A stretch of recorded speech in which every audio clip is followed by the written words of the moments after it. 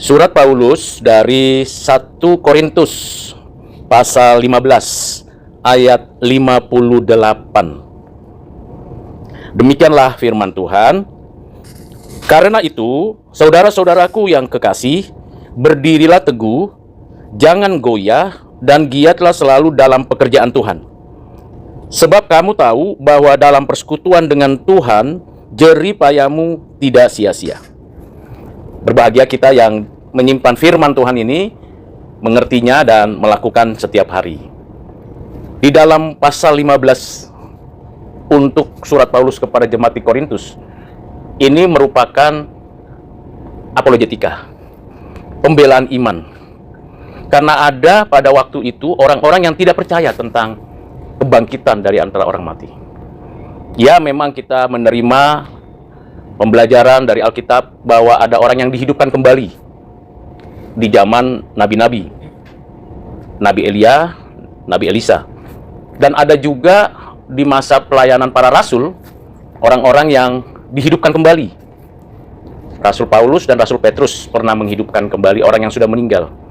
Bahkan dalam pelayanan Yesus sudah pernah kita baca bahwa ada 3 orang yang dihidupkan kembali. Lazarus, anak muda dari kota Nain, dan anak seorang perwira. Semua yang dihidupkan kembali itu bersifat temporer, karena meninggal lagi. Dan memang belum waktunya dibangkitkan. Ini menjadi sesuatu yang tidak lazim memang, ada orang yang sudah meninggal dihidupkan kembali. Itulah kuasa kehidupan yang Tuhan nyatakan. Tetapi yang dialami oleh Tuhan Yesus, ini yang belum pernah terjadi sebelumnya. Dan tidak akan pernah terjadi di masa akan datang. Sampai nanti kedatangan dia kembali. Ada hari penghakiman, ada hari kebangkitan di sana. Sebelum dan sesudahnya, hanya ada satu-satunya manusia yang pernah bangkit, bersifat kekal, menampakkan diri, dan naik ke surga, yaitu Yesus Kristus. Kebangkitan ini bukan temporer. Kalau kebangkitan yang atau dihidupkan kembali yang dilakukan oleh Nabi Elia, Elisa, atau Rasul Petrus dan Rasul Paulus, senantiasa menyatakan kuasa Allah atas nama Yahweh, bangkitlah. Atas nama Yesus Kristus orang Nazaret itu, bangkitlah. Dan Yesus membangkitkan 3 orang itu langsung. Hai Lazarus bangkit, hai anak muda orang dari kota Nain bangkit, dan anak perempuan yang sudah meninggal itu bangkit. Tidak perlu memanggil, karena Yesus adalah maha kuasa. Namun yang mengherankan, tidak ada orang yang datang ke kuburan Yesus untuk membangkitkan Yesus. Tidak ada orang yang mencoba untuk mempraktekkan apa yang dikerjakan oleh Nabi, dan mungkin yang pernah dilihat, disaksikan oleh para rasul yang dikerjakan Yesus. Semuanya ketakutan. Hanya perempuan-perempuan yang pagi-pagi pada hari yang ketiga datang. Tidak ada upaya dan usaha untuk membangkitkan. Yang mengherankan, orang Farisi Saduki takut kalau mayat Yesus dicuri, dijagalah dengan tentaranya. Jadi tidak ada konsep adanya kebangkitan. Mereka sebenarnya kalau membaca firman di dalam perjanjian lama, seharusnya mereka menyadari bahwa ada yang dibangkitkan, anak Allah yang inkarnasi. Tapi kebutaan dan ketidakpercayaan membuat mereka tidak melihat bagaimana Tuhan bangkit. Apa yang terjadi? Kubur kosong. Kain yang ada dikenakan Yesus itu sudah dilipat. Artinya pengorbanan Yesus sudah selesai. Sebagai imam besar agung yang menyerahkan nyawanya di atas kayu salib, itu sudah selesai. Tandanya kain dilipat. Tetapi tubuhnya tidak ada di situ. Yesus sudah bangkit. Malaikat mengatakan, hai kamu, mengapa mencari yang hidup di antara orang mati? Ini satu-satunya. Yang menjadi pertanyaan, tubuh yang mana yang bangkit? Ya tentu tubuh yang sudah pernah mengalami penderitaan, mati di atas kayu salib. Tubuh itu yang bangkit. Berpakaian apa dia bangkit? Karena pakaian yang dikenakan sudah dilipat. Dan tubuhnya tidak membusuk. Bukan disiram oleh zat kimia tertentu, lalu tubuh itu habis lenyap begitu. Tidak. Memang tubuh itu ada terbaring di kuburan. Waktu diturunkan dari kayu salib, lalu dibawa ke kuburan, memang ada.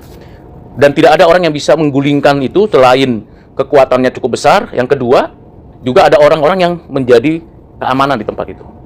Lalu tubuh itu tubuh yang bangkit. Tubuh yang dikenakan oleh Yesus juga. Tapi tubuhnya kualitasnya berbeda. Dapat dikenali, tetapi kualitasnya bersifat mulia. Itulah sebabnya Paulus mengatakan, inilah yang sulung yang bangkit. Tidak akan pernah ada lagi manusia yang bangkit sampai pada waktunya Tuhan datang kembali. Nah, perspektif yang seperti itulah yang dijelaskan kepada orang-orang di Korintus yang sempat ragu, sempat khawatir, sempat bingung. Memang ada kebangkitan. Memang orang-orang Saduki tidak menerima adanya kebangkitan. Orang-orang Yunani tidak terpikir adanya kebangkitan karena tubuh ini adalah sesuatu yang fana, yang materi, dan yang tidak layak untuk dihinggapi atau dikuasai oleh roh. Maka kalaupun bangkit, hanya rohnya saja. Jadi ada 3 perspektif waktu itu yang mempengaruhi orang Korintus. Pertama tadi orang Farisi, yang kedua orang Saduki, yang ketiga orang Yunani.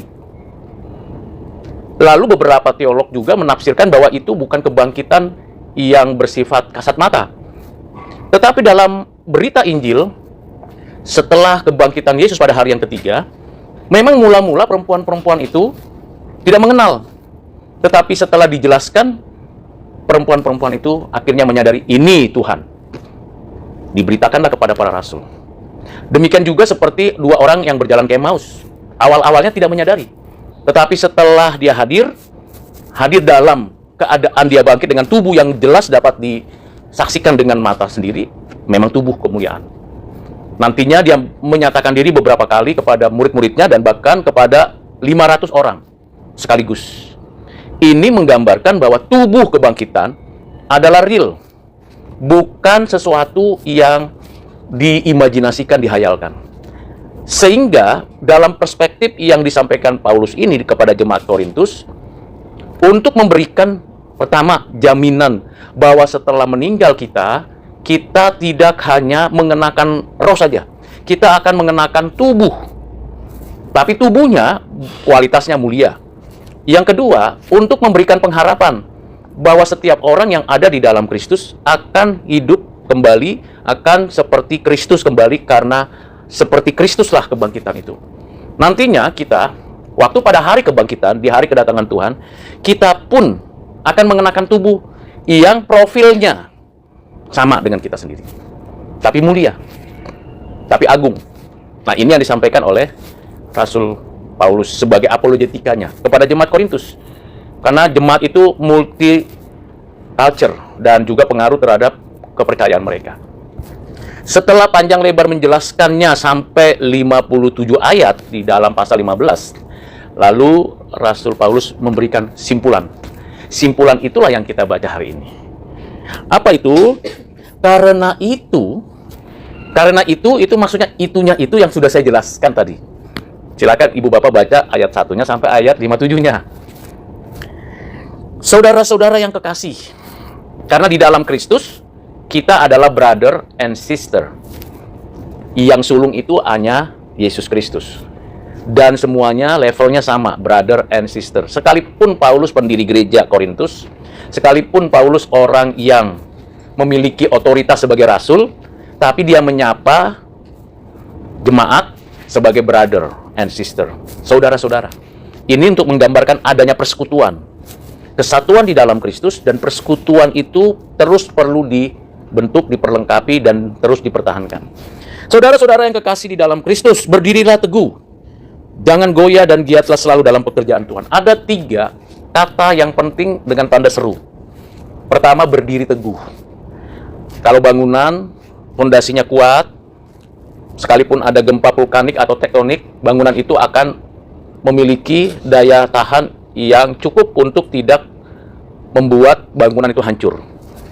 Sebuah pohon yang ditanam dan kemudian mengakar sampai ke dalam tanah, bukan hanya akar serabut, tapi akar tunggang sampai ke bawah, sekalipun angin kencang, tetap dia akan berdiri pohon itu. Kecuali pohon yang dipindahkan, akarnya masih kira-kira 30 cm saja, kena angin kencang, walaupun terlihat besar, itu akan tumbang. Cepat atau lambat. Dan seringkali terjadi pembusukan cepat. Saya tahu itu karena 10 tahun di Kementerian Kehutanan dan mengerti liku-liku daripada pohon apa yang perlu di pinggir jalan, pohon apa yang perlu untuk reboisasi dan rehabilitasi lahan. Nah, dikatakan di sini berdirilah teguh. Jadi kalau berdiri teguh, ibaratnya saya sebagai seorang yang pernah mungkin belajar keamanan, waktu KKR selalu saya diminta untuk menjadi bidang keamanan. Salah satu hal yang paling krusial di dalam mengamankan adalah tetap berdiri teguh. Dia tidak boleh sembarangan jalan ke sana kemari gitu. Dia harus berdiri tegap. Matanya saja yang kanan kiri yang muter-muter dan gerak cepat refleksnya mesti dilatih. Dia mesti berdiri teguh di tempat itu, tidak bergeser, tidak memindahkan diri kemanapun. Nah, Rasul Paulus dalam pengalamannya melayani dan di dalam konteks kerajaan Romawi menjelaskan itu kepada jemaat Korintus. Pastilah jemaat Korintus mengerti apa itu berdiri teguh. Jadi berdiri teguh itu bukan hanya berbaris-baris PBB, bukan hanya untuk persiapan upacara bendera. Kalau dulu saya setiap Senin upacara bendera, menaikkan bendera, setiap Sabtu menurunkan bendera. Karena dulu sekolah itu 6 hari. Nah, itu. Jadi bukan hanya itu, tapi berdiri teguh itu stabil gitu. Nah, kalau dikaitkan metafora ini dikaitkan dengan keyakinan iman, berdiri teguh berarti kita harus punya fondasi yang kuat, mengakar, dan sekaligus tetap di situ tidak bergeser ke sana. Ini berkaitan dengan core belief, yaitu inti iman kita. Inti iman kita apa sebenarnya? Inkarnasi, kematian Yesus di atas kayu salib, kebangkitannya. Kalau rangkaian itu hilang menjadi fondasi kita, sudah kita tidak lagi bisa menjalankan hidup yang stabil. Berdiri teguh berarti harus berkomitmen dengan sungguh-sungguh, dengan serius, bagaimana kita mengakar. Menggunakan akal budi, menggunakan hati nurani, menggunakan berbagai upaya apapun untuk kita mengakar sampai ke dalam. Kalau saya belajar dari anak saya yang teknik sipil, sebuah bangunan itu bagus, itu fondasinya bisa 70% lebih lama daripada naik ke atasnya. Begitu fondasi itu misalnya dalam rentang 12 bulan, fondasi itu harus bisa betul-betul mantap 10 bulan. Dilihat jenis tanahnya, kedalamannya, untuk berapa lantai, itu semua diatur, kegetaran tanah dan sebagainya. Saya tidak bisa jelaskan secara teknisnya. Lalu sisa waktu yang 3 bulan lagi itu bisa naik cepat ke atas. Artinya kita berdiri teguh itu penting.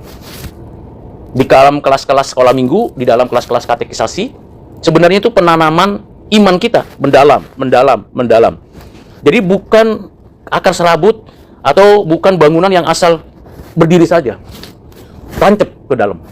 Pertanyaannya bagaimana kita bisa punya fondasi seperti itu? Tidak kurang tidak lebih berani membayar harga untuk membangun fondasi iman kita. Belajar firman, belajar teologi, belajar segala hal. Kalau tidak, ya sudah. Akhirnya kita punya fondasi biasa saja. Nggak bisa buat apa-apa. Memang tampilannya wow, keren. Fenomenanya bagus. Ornamennya indah. Tapi begitu ada gempa, begitu ada problem, begitu ada kesulitan, langsung runtuh semua. Lalu yang disalahkan biasanya siapa? Tuhan, mengapa engkau tinggalkan aku? Tuhan, mengapa aku punya pergumulan begini berat? Tuhan, mengapa aku sakit? Mengapa aku susah? Mengapa orang di sekitarku tidak bisa menyenangkan aku? Bertanya kepada Tuhan, padahal Tuhan sudah memberikan fasilitas untuk berdiri teguh. Core belief-mu mesti kuat. Itu yang pertama yang diingatkan oleh Rasul Paulus kepada kita juga. Yang kedua, jangan goyah. Kenapa jangan goyah? Karena tantangan, ancaman, gangguan itu akan senantiasa datang. Pertama, yang paling krusial di zaman ini adalah masalah seksual. Bisa goyah gara-gara seksual. Kawin campur. Kawin tidak seiman. Laki suka laki, perempuan suka perempuan. Kalaupun beda jenis kelamin, tapi beda iman. Macam-macam. Ini bikin goyah loh. Bikin goyah. Tapi dia baik, Pak. Orangnya bagus. Di gereja nggak pernah saya dapatkan orang seperti itu. Mulailah falling in love. Jatuh cinta berjuta rasanya. Sudah jatuh, cintanya hilang. Hati-hati. Ini yang pertama yang zaman sekarang ini krusial. Hamba-hamba Tuhan jatuh di mana? Di seks. Udah banyak kasus. Nggak perlu diberikan contoh siapa-siapa nama-namanya. Ibu bapak bisa saksikan sendiri, bisa lihat sendiri. Kejatuhannya di situ. Kita koreksi yang sedang pacaran, yang sudah menikah, hati-hati. Saya pun menjaga-jaga. Jangan sampai ada dosa itu jatuh. Bukannya nggak kuat Daud, tapi begitu ada Betseba mandi, goyah dia, langsung goncang. Itu yang terjadi. Jadi ini yang pertama yang di zaman ini jauh lebih masif. Yang kedua, media sosial. Media sosial itu distract untuk beberapa hal. Kerja asik itu tiba-tiba ting, Shopee, Tokopedia, apalagi ya, macam-macam lah. Padahal waktu saat teduh, waktu doa. Apalagi kalau sudah pakai tanggal dan bulannya sama. Jangan-jangan ada yang Rp1. Media sosial. Buka mata, cek. Langsung dari grup WA muncul. Ini. Muncullah. Nggak sempat doa lagi. Cepet-cepet. Media sosial mengganggu konsentrasi kita. Jangan goyah. Ini goyah ini cepet ini. Anginnya kenceng banget media sosial itu sekarang. Kenceng banget. Nggak bisa dibilang, oh nggak mungkin lah saya terpengaruh. Yakin? Ibu bapak nggak terpengaruh? Saya nggak tahu, saya jujur sering kali terpengaruh loh.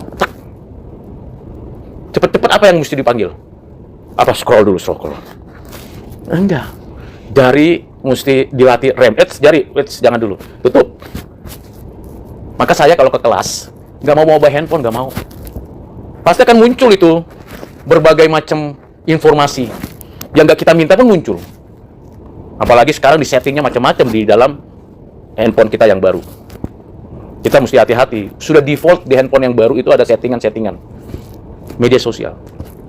Yang ketiga adalah keluarga. Ini jadi masalah. Orang Kristen, data BPS 2024, perceraiannya meningkat terus. 22.000 sampai 24.000 perceraian. Keluarga. Sensitif ini. Ada yang KDRT, istri dianiaya, atau suami dianiaya, atau orang tua dianiaya, atau anak dianiaya. Jadi KDRT tidak melulu perempuan dianiaya. Laki-laki juga sekarang sudah ngetren dianiaya perempuan. Tidak melulu anak yang dianiaya oleh orang tua. Tapi sekarang sudah ngetren anak menganiaya orang tua. Udah berbalik-balik nih semua nih keluarga nih. Sudah sungsang. Hati-hati keluarga. Bahkan ada gereja-gereja tertentu yang memberkati perkawinan kedua, perkawinan ketiga. Ini gimana ini? Goyang nggak? Bisa goyang. Keluarga ini sangat esensial, Ibu Bapak. Kalau fondasi iman kita nggak kuat, maka pengharapan yang dinyatakan Paulus katanya nanti di sana kita akan tubuh kemuliaan. Kita kan di sana akan ketemu muka dengan muka dan saling kenal. Saya kenal akan Ibu Bapak nanti di surga, di langit dan bumi yang baru. Saya tidak kenal dengan Ibu Bapak. Pasti di sana. Karena ada profil yang nggak bisa. Saya ngobrol sama istri saya bilang, tiap manusia itu unik loh. Coba lihat deh, yang kembar aja beda loh. Ibu bapak boleh lihat kanan kirinya. Kok beda sama saya ya?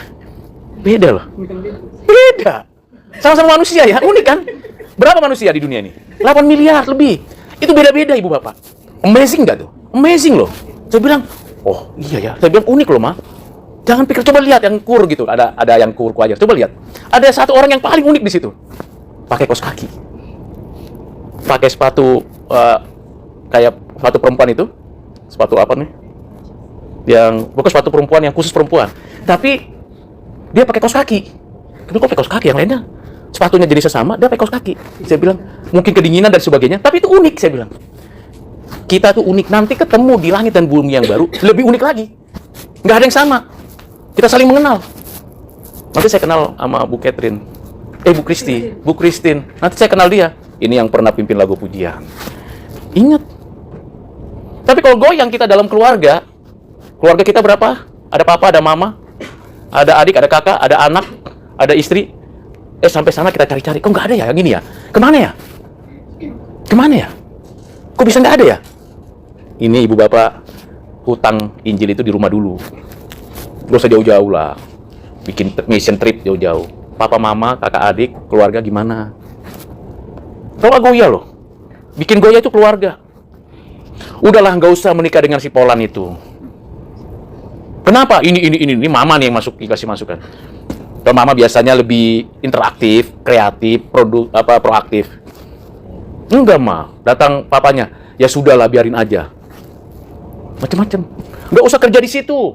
Nanti akan begini. Itu keluarga loh. Tapi ada juga keluarga, nggak peduli mau apapun, terserah masing-masing. Keluarga itu menjadi ujian, goyang nggak iman kita. Dan sebagai juga mendalam nggak akar kita, fondasi kita. Itu yang kedua. Yang ketiga dikatakan Paulus apa? Giatlah selalu dalam pekerjaan Tuhan. Giatlah berarti apa? Suatu dorongan untuk mengerjakannya. Jangan ada kata pensiun untuk pekerjaan Tuhan. Kita boleh pensiun di satu tempat untuk satu saat. Tapi untuk pekerjaan Tuhan tidak boleh pensiun. Giat menjalankan itu kreatif. Kalau fondasi itu internal pribadi, kalau jangan goyah itu berkaitan dengan relasi tadi, tapi giat berkaitan dengan orang lain yang perlu dilayani. Jadi ujungnya, luarannya dari fondasi yang kuat dan ketahanan tidak goyah adalah bisa melayani orang lain. Kalau goyah, fondasi nggak kuat, cuman untuk tampil hebat, tampil keren, lalu mau melayani Tuhan. Saya percaya orang begitu nggak akan giat melayani kecuali karena mandatori. Terpaksa dan dipaksa. Kenapa kamu melayani? Ya sudahlah, terpaksa, nggak ada yang lain. Kalau ada yang lain saya juga mau. Itu dia. Diuji. Banyak hamba Tuhan setelah pensiun jadi hamba Tuhan, jadi pendeta di jabatan, nggak pergi melayani lagi. Itu sebabnya giatlah ini perlu kontinuitas dan terus sampai akhir. Jangan berhenti. Saya berharap saya sampai tarikan napas terakhir, ya Tuhan, kuserahkan nyawaku, saya tetap melayani. Saya tetap mau giat melayani Tuhan. Itu komitmen berarti. Jadi mulai komitmen saya mau giat, bekerja, kreatif melayani Tuhan. Dalam pekerjaan Tuhan. Pekerjaan Tuhan itu tidak harus menjadi pejabat gereja, Ibu Bapak. Tidak harus jadi majelis, tidak harus jadi penatua, tidak harus menjadi aktivis. Pekerjaan Tuhan di mana Tuhan tempatkan kita berada, di situ mesti giat. Jangan putus asa. Susah, iya pasti susah. Banyak sikut kanan kiri, ya benar. Tapi giat aja kerjakan. Giat saja kerjakan. Sehingga kita akhirnya di ayat ini, sebab kamu tahu bahwa dalam persekutuan dengan Tuhan jeripayamu tidak sia-sia. Jadi di sini ada yang menarik. Persekutuan dengan Tuhan yang tadi sepertinya tidak ada kaitannya dengan persekutuan dengan Tuhan. Fondasi, jangan goyah, dan giat. Di mana persekutuan dengan Tuhan? Jadi setiap hal yang kita kerjakan, 3 langkah tadi, itu adalah persekutuan dengan Tuhan. Hebat Rasul Paulus memberikan yang namanya sebuah sintesa. Antitesisnya tadi saya sudah jelaskan tentang adanya orang-orang yang tidak percaya kebangkitan. Tesisnya saya sudah jelaskan bagaimana kita mantap, yakin, dengan keyakinan yang teguh itu tidak goyang dan tetap bekerja. Tapi sintesanya berbeda. Kalau kamu lakukan ini, kamu akan dapat upah di surga. Tidak. Persekutuanmu di dalam Tuhan tidak sia-sia. Jadi sintesanya itu semua yang kita kerjakan itu persekutuan dengan Tuhan. Baik mengakar, lalu kita tetap stabil, tidak goyah, dan kita giat mengerjakan apa yang Tuhan perintahkan, itu persekutuan. Jadi bukan hanya kita di sini devosi beberapa menit saja, itu pun sudah gelisah, lihat jam, lihat waktu, ini jam berapa selesainya, dan sebagainya. Bukan every day, every time, dimanapun, kapan, itu persekutuan dengan Tuhan. Jadi di sini Paulus sedang menggambarkan bagaimana kehidupan orang yang punya pengharapan akan hidup kekal di sana nanti, itu berada di dalam hadapan Tuhan, bersekutu dengan Tuhan. Jadi persekutuan itu tidak berkaitan hanya di dalam momen-momen ibadah, tapi di dalam juga kita mengerjakan bagian kita masing-masing. Itu bersekutu. Jadi ibu bapak dan saya di dalam pekerjaan di kantor, apapun yang terbaik, yang terindah, yang teratur itu persekutuan dengan Tuhan. Oh, saya mau bersekutu dengan Tuhan dulu. Don't disturb me. Baca Alkitab. Ya masa jam kerja baca Alkitab terus? Tugasmu kan bukan baca Alkitab di sini. Ya kan? Tugas kita, jangan ganggu saya lagi berdoa. 3 jam berdoa dia. Apa yang didoakan? Tugasmu bukan itu, non. Bukan itu, Bu. Bukan itu, Pak. Kerjamu mesti betul-betul berkualitas. Itu persekutuan dengan Tuhan. Ini paradigma yang nggak sama dengan paradigma dunia. Mesti create satu momen, lalu kemudian dia mengerjakan itu saja. Tidak.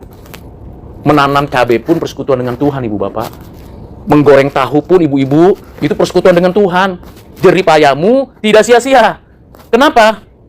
Kalau di rumah pelayanan ibu-ibu kepada suami dan anak-anaknya, diacungkan jempol sama suami dan anak-anaknya, apa yang terjadi? Tidak sia-sia persekutuan itu. Kalau bapak-bapak kerja banting tulang, dapat rupiah sekian, wah capek, lelah, segala macam, terus anak-anak senang menerima berkat, itu persekutuan dengan Tuhan. Kerjamu tidak sia-sia. Jadi, mari kita kreatif. Mari kita kerjakan bagian kita. Sehingga kita nantinya muka dengan muka berjumpa dengan Tuhan dan berjumpa dengan saudara seiman kita ini akan lihat, ini si Rudi, ini Ibu Sari, ini Ibu ini si Pak Nolvaldi. Misalnya begitu. Mudah-mudahan kita di sini semuanya nggak ada yang tercoret ya, semuanya tercentang. Dan tubuhnya tubuh kemuliaan semua. Itu di dalam pengharapan itu kita bersuka cita. Itulah kuasa kebangkitan. Jadi kuasa kebangkitan, real Yesus bangkit tubuhnya, tapi juga real api kuasa kebangkitan itu membuat kita semangat kerja. Tadi saya tanya sama istri saya, aku pensiun aja ya, Mak. Kenapa pensiun? Kayaknya udah capek. Saya bilang, jangan. Kita harus terus berjuang. Padahal saya ingin coba korek apa yang di dalam benaknya. Kita harus terus berjuang. Kita harus ini, anak-anak kita harus besarkan. Ada cucu nanti kita besarkan. Saya bilang, bagus. Kalau gitu kita berdoa dulu sekarang. Jadi dalam setiap hari, prosesi saya dengan istri dan anak-anak adalah tanya jawab. Satu kali pertanyaan atau apa, lalu doa bersama, sarapan, lalu masing-masing. Itu prosesi yang sederhana sekali. Tidak dibuat template-nya, tapi bebas kerjakan. Giat terus. Susah senang, tetap giat. Karena Tuhan sudah menyediakan tubuh kemuliaan. Dan kita akan bersuka cita di sana. Dan di sini kita mulai. Mari kita berdoa. Bapak, terima kasih untuk hamba-Mu, Rasul Paulus, yang telah menuliskan ini, supaya kami tetap memiliki pondasi yang teguh, sehingga kami tidak goyah dan kami tetap bergiat dalam pekerjaan. Kiranya melalui semua proses ini, kami tetap bersekutu dengan-Mu ya Tuhan, dalam berbagai versi dan cara. Tuhan tolong kami yang milik-Mu, kami akan mengenakan tubuh kemuliaan nantinya, seperti yang sudah Engkau nyatakan dan janjikan. Di dalam itulah kami punya pengharapan, dan semuanya yang kami kerjakan, Engkau sudah menyatakan bahwa tidak akan sia-sia. Kami bersyukur untuk itu semua. Kiranya Engkau jadikan kami saluran berkat bagi sekitar kami, dan kami mohon pertolongan-Mu ya Bapa. Inilah doa permohonan kami, dan kami bersyukur untuk firman-Mu. Di dalam nama Tuhan Yesus kami berdoa, kami bersyukur. Amin.